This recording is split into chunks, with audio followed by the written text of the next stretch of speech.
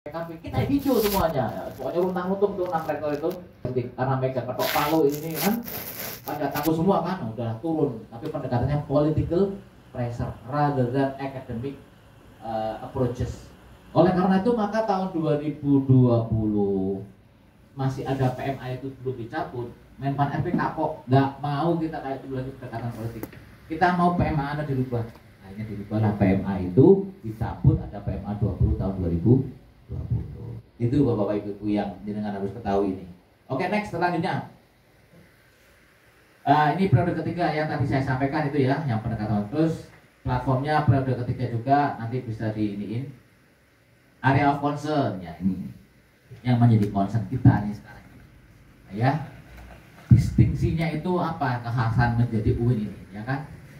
Nah, pada tahun 2017 melakukan moratorium tuh.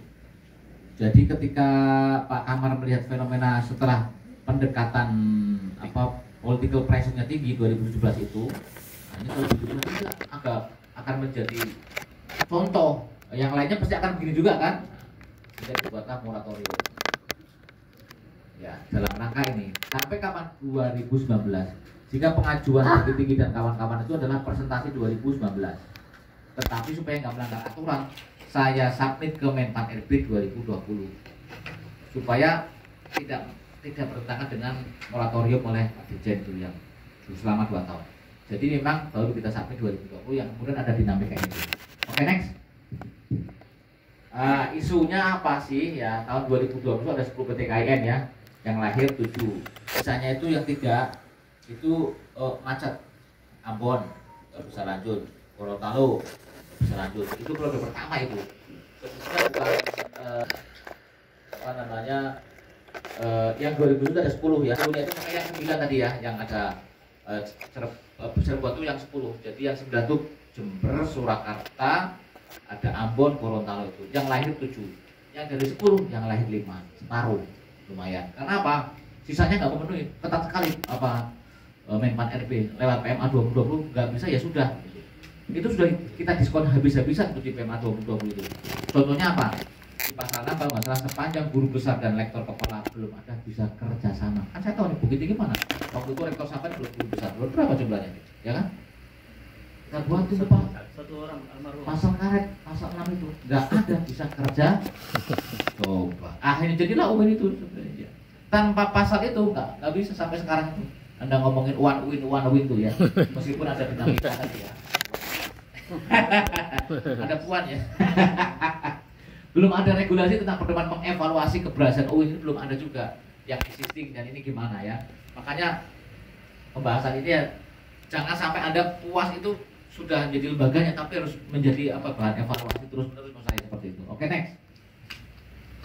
Rekomendasi bagi IAIN yang sudah menjadi UIN ya. Melakukan evaluasi berkala untuk mengukur tingkat kecapaian UIN dalam mewujudkan distingsinya. Distingsinya itu apa sih? UIN Bukit Tinggi itu kemudian dievaluasi dong, ya kan? Bagaimana performa UIN yang sudah ada terus tahun. Makanya saya tanya tadi, kalau mungkin tahun pertama itu ya memang seperti bulan madu, bangga sudah menjadi lembaga UIN dulu ya. Belum banyak yang inilah ya kan? Pokoknya kita sekarang kalau dipanggil Pemda atau dipanggil selanjutnya itu judulnya sudah tidak IAIN lagi. UIN sudah bangga dah. Mungkin tetapi generasi yang sudah 5 tahun, 10 tahun yang tadi saya sebutkan harus dievaluasi betul. Apa sih ini capaian-capaiannya? Oke, next. Nah ini, what next after organizational transformation menjadi UIN? Creating a learning culture ini penting, ya kan? Data migration from previous IEN, strengthening Islamic integration should be communicate with tadi ya Kemendikbud dan juga kita supaya mendapatkan izin prodi-prodi umum. Yang ketiga, yang penting adalah maintain Islam wasatiyah within the Islamic higher education. Ya, ini aja yang mau saya bahas nih. Yang ketiga juga. Kenapa? Tadi saya sampaikan Anda menjadi UIN konsekuensinya apa? Ngasih karpet merah terhadap orang-orang di prodi umum. Kira-kira Anda tahu nggak bagasi keislaman mereka? Agak, Anda harus terima. Mereka menjadi dosen kita di UIN kita, tapi bagasi keislaman mereka berbeda dengan kita. Kita putih, dikit-dikit halal, haram, kopar, kafir masuk di kita karena kita butuh. Kita punya SDM yang ahli teknologi, ahli biologi. Jadilah dia resmi dosen PNS negeri kan dibuka kan. peluang dosen itu.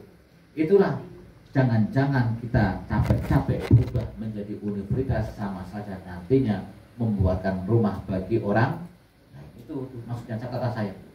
So, transforming into a UIN atau university is actually building home for others. Naudzubillahimin.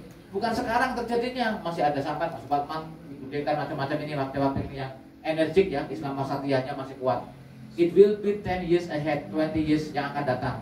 20 tahun Anda sudah mau pensiun, orang-orang yang dari dosen fakultas umum itu menguasai di sini. Dan apalagi dia punya justifikasi, mahasiswanya banyak kan di fakultas saya. Kamu yang fakultas Islamic Studies, apalagi yang Ustadz tadi, ya Usuluddin Syariah, ya ada berdakwah itu kan nggak bakal menyediakan kita fakultas marginal. Udahlah, kita dipinggirkan. Senatnya apalagi belum tentu PMA 68 itu masih eksis, dikembalikan lagi pembinaan senat di kampus, dan yang merajai di fakultas itu adalah orang-orang mereka yang jadi rektor siapa? Ini yang terjadi. Anda belum imagine kan? Saya bayangannya sudah sampai ke sana. Ini yang akan terjadi. Belum lagi kita ngomongin mereka automatically karena punya bagasi keislaman berbeda ya, mereka pasti akan mengajarkan mahasiswanya begitu. Dan itu sudah terjadi di UIN Riau misalnya. Mahat Al-Jami'ahnya dikuasai oleh ustadz atau guru begitu, diwarnai seperti itu cara keislamannya. Terjadilah tension, ketegangan, dan PTKIN kita tidak sebagaimana PTKIN yang sebagaimana umumnya itu. Tiba-tiba kok ada ini. Nah, ini tolong menjadi perhatian kita semua. Tolong nanti forum ini sampaikan ke pimpinan Anda, ke Ibu Rektor, ke Warek bidang akademik ya, supaya ini menjadi perhatian. Jangan sampai kita udah mati di alam kubur ya Pak Supratman ya. Dilihat itu UIN yang kamu banggakan sekarang itu menjadi lembaga yang menebarkan kebencian, mengkafir-kafirkan sesama umat Islam. Mau? Makanya dulu ketika proses transformasi saya sudah deal sama Ibu Rektor, sama pimpinan Rektor semuanya. Ini benar ya mau jadi UIN ya, tapi jangan pernah salahkan saya.